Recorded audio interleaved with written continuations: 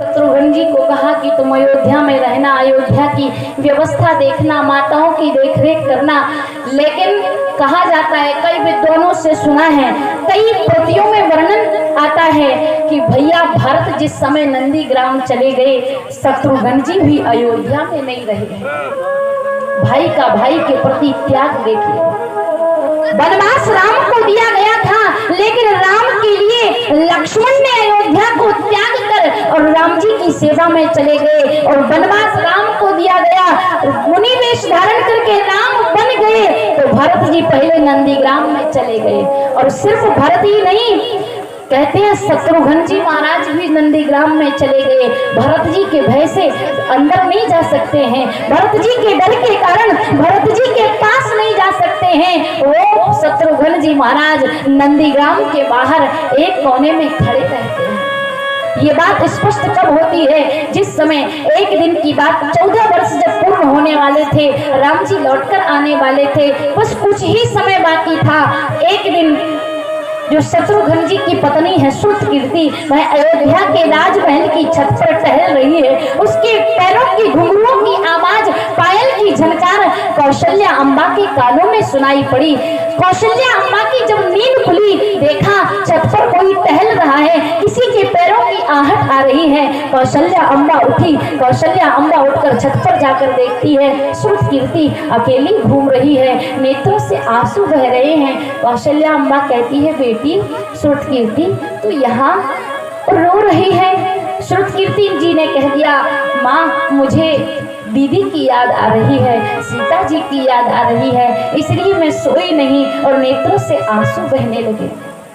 कौशल्या अम्बा कहती है, श्रुतकीर्ति तू यहाँ पर भवन की छत पर अकेली टहल रही है, अरे मेरा शत्रुघ्न कहाँ है। श्रुतकीर्ति जी के नेत्रों से आंसू की धारा प्रवाहित होने लगी। कहा, माँ आप किसके लिए पूछ रही हो, कहा शत्रुघ्न के लिए, शत्रुघ्न कहाँ है। श्रुतकीर्ति कहती है, माँ आज 14 वर्ष पूर्ण होने वाले हैं। 14 वर्ष जब से भैया श्री राम बन गए हैं, जब से भैया भरत नंदीग्राम में गए हैं, तब से मैंने तो उनका दर्शन ही नहीं किया है, और तुम कह रही हो भरत कहाँ है।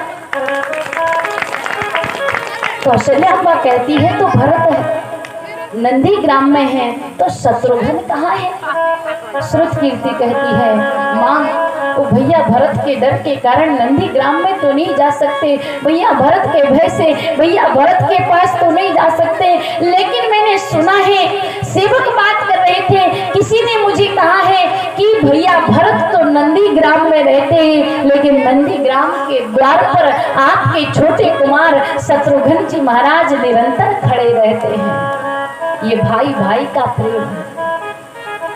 और ये रामचरितमानस सिखाती है कि राम जी ने अयोध्या के राज्य को त्याग कर 14 वर्षों के लिए वन चले गए कि ठीक है मेरा भाई भरत राजा बन जाए।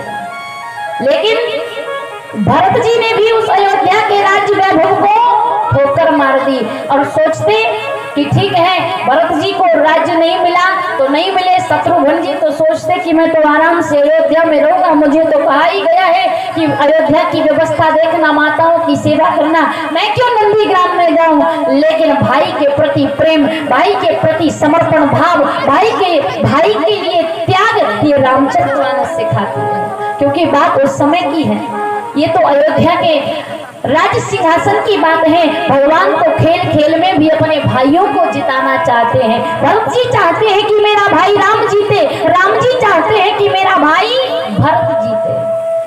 क्योंकि एक समय भगवान श्री राम जब छोटे थे तो अपने बाल सखाओं के साथ सरयू के किनारे पर गेंद खेलने के लिए गए, और जब गेंद खेलने के लिए गए तो भरत, राम, लक्ष्मण, शत्रुघ्न सभी सरयू के किनारे पर पहुंचे। कहा खेल प्रारंभ होगा, लेकिन खेल प्रारंभ होगा कब, जब दो पक्ष हो, एक पक्ष और एक विपक्ष।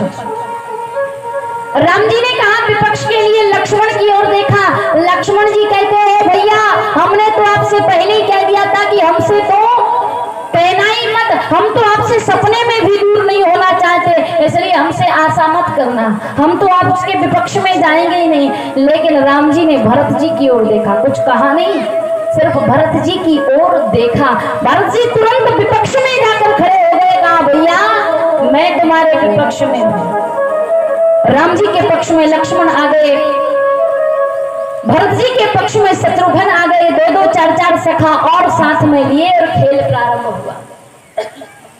किसी ने भरत जी से कहा, देखो भरत भैया श्री राम लक्ष्मण को कितना प्रेम करते हैं कि लक्ष्मण को अपने पक्ष में रखा और तुम्हें विपक्ष में भेज दिया। भरत जी कहते हैं, नहीं नहीं, प्रेम तो भैया सभी को करते हैं और भैया श्री राम ने मुझे अलग नहीं किया है, मेरे भैया का खेल बन जाए इसलिए मैं खुद ही अलग हो गया। कहा खेल प्रारंभ हो। फिर भरत जी की ओर के सखा बोले, देखो देखो भैया भरत एक बात कहें। कहा कहिए। कि राम जी के पक्ष में जो सखा है उन्हें देखो राम के आसपास राम के साथ साथ खेल रहे हैं, हम विपक्ष वालों को देखो हम राम से कितनी दूर हैं। भरत जी ने कहा, भैया जो फायदा पक्ष वालों को नहीं है वो फायदा विपक्ष वालों को है। भरत जी की ओर के सखाओं ने पूछ लिया, कैसा फायदा? कहा राम जी की ओर के सखाओं को देखो, कहा राम के साथ खेल रहे हैं लेकिन खड़े कहाँ हैं? कहा राम जी के पीछे और राम जी के बगल में। तो कहा राम जी के पक्ष के जो सखा हैं जो राम जी के साथ खेल रहे हैं उन्हें राम जी की पीठ का दर्शन हो रहा है, लेकिन हम विपक्ष वाले कितने सौभाग्यशाली हैं कि राम की पीठ का नहीं मुख का दर्शन कर रहे हैं। कहा ठीक है भैया खेल प्रारंभ हो। राम जी ने गेंद को ठोकर मारी, गेंद लुढ़कती हुई भैया भरत की ओर गई और जैसे ही भरत जी की ओर गेंद लुढ़कती हुई गई, भरत जी ने दोगुनी ताकत से ठोकर मारी, गेंद लुढ़कती हुई राम जी की ओर गई। किसी ने भरत जी से कहा, भरत क्या तुम राम जी से जीतना चाहते हो? भरत जी बोले बिल्कुल नहीं। तो कहा इतनी जोर से गेंद में ठोकर मारने की आवश्यकता क्या है? तो भरत जी कहते हैं, भैया जिसको भगवान ठुकरा दे उसको संसार में कोई नहीं अपनाता, और जिस गेंद को भगवान ने ठुकरा दिया है मैं कैसे अपना सकता हूँ, इसलिए मैंने भी ठुकरा दिया। और संसार का यही नियम है, जिस व्यक्ति को जिस जीव को परमात्मा अपनी शरण में ले लेता है, संसार के लोग सब वैसे ही उस पर प्रेम लुटाते हैं, उस पर प्रेम दिखाते हैं, लेकिन जिसे भगवान ठुकरा देता है उसे संसार में कोई नहीं अपनाता। और भरत जी ने जब दोगुनी ताकत से गेंद को ठुकराया, राम जी की ओर गेंद लुढ़कती हुई गई। राम जी की ओर के सखा चिल्लाए, भैया आप दोगुनी ताकत से ठोकर मारना, गेंद लुढ़कती हुई भरत जी की ओर जाएगी और हम जीत जाएंगे। लेकिन गेंद जब लुढ़कते लुढ़कते राम जी की ओर आई, राम जी ने गेंद को उठाया और हृदय से लगा लिया। राम जी के पक्ष के सखा कहने लगे, भैया आपने हमें हरवा दिया है, अरे अगर गेंद में ठोकर मार दी होती तो हम जीत जाते। लेकिन राम जी बहुत अच्छी बात कहते हैं, भैया मेरा भरत जो है ना वह है महात्मा, और विद्वान कहते हैं कि महात्मा के चरणों से होकर जो जीवात्मा भगवान की ओर बढ़ता है, परमात्मा की ओर बढ़ता है, परमात्मा कभी उसे ठुकराते नहीं, उसे उठाकर हृदय से लगा लेते हैं। इसलिए राम जी ने कहा, भैया ये जीवात्मा रूपी गेंद मेरे भैया भरत महात्मा के चरण से होकर आई है, और जो सच्चे महात्मा की शरण से होकर भगवान की ओर बढ़ता है, परमात्मा की ओर बढ़ता है, कहा मैं उसे ठुकराता नहीं, मैं उसे उठाकर हृदय से लगा लेता हूँ, चरण से उठाकर हृदय से लगा लेता हूँ। इसलिए मैंने गेंद को ठुकराया नहीं, उठाकर हृदय से लगा लिया। और राम जी गेंद को उठा लेते हैं, इसलिए भरत जी जीत गए हैं। राम जी अपने सखाओं में अपने मित्रों में सोना चांदी हीरे मोती बांट रहे हैं और भरत जी उदास बैठे हुए हैं। किसी ने भरत जी से कहा कि भरत जी आप तो जीत गए हो, उदास क्यों बैठे हो? अरे प्रसन्न रहो, हारे हुए राम जी इतना प्रसन्न हैं कि देखो सोना चांदी हीरा मोती सब लुटा रहे, तुम तो जीत गए हो, जीतकर तो प्रसन्न होना चाहिए। लेकिन भरत जी कहते हैं कि नहीं नहीं, मैं जीता नहीं हूँ, मैं जिता दिया गया हूँ। क्यों? क्योंकि हारे हो आप, जितावहि मोहि, भगवान स्वयं हारे हैं, मैं जीता नहीं हूँ, मुझे भगवान ने जिताया है, इसलिए मैं उदास हूँ।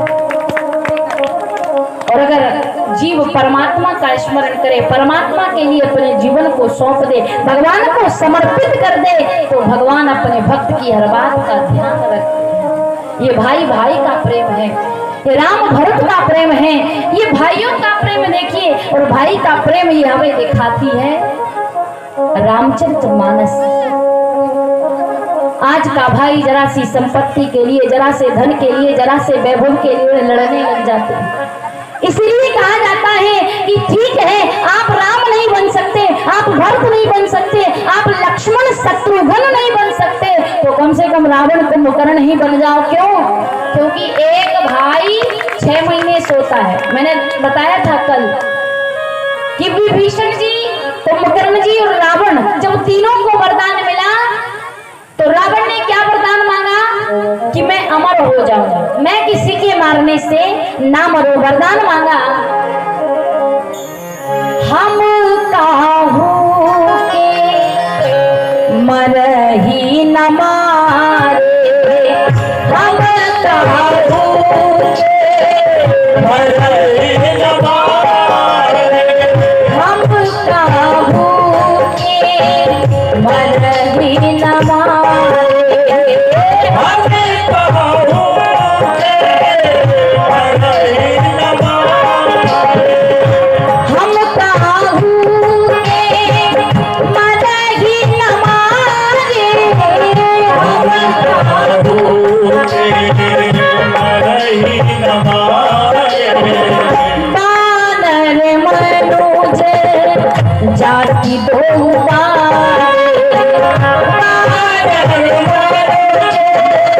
बारे।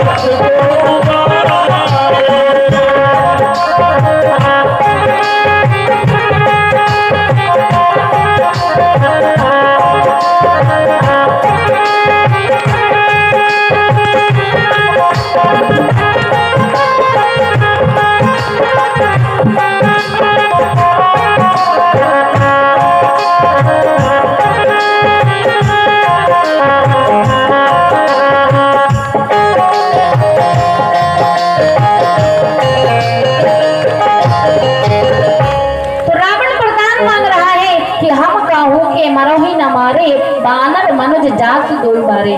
विभीषण जी से कहा गया तुम वरदान मांगो, तो विभीषण जी वरदान मांगते हैं। गए विभीषण पास पुनि कहे पुत्र पर मांग, तब मांगे हूँ भगवंत पद कमल अमल अनुराग।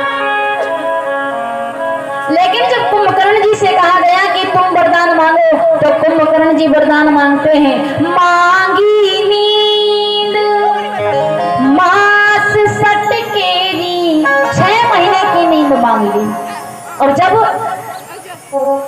कुंभकर्ण 6 महीने बाद सोकर जब जागता है तो इतना खाता पीता है कि जितना कई हजारों लोग साल भर में खाए उतना अन्न, उतना मांस, मदिरा और भी पता नहीं क्या क्या जो वस्तुएं खाता है, उन सब की व्यवस्था रावण करके रखता है।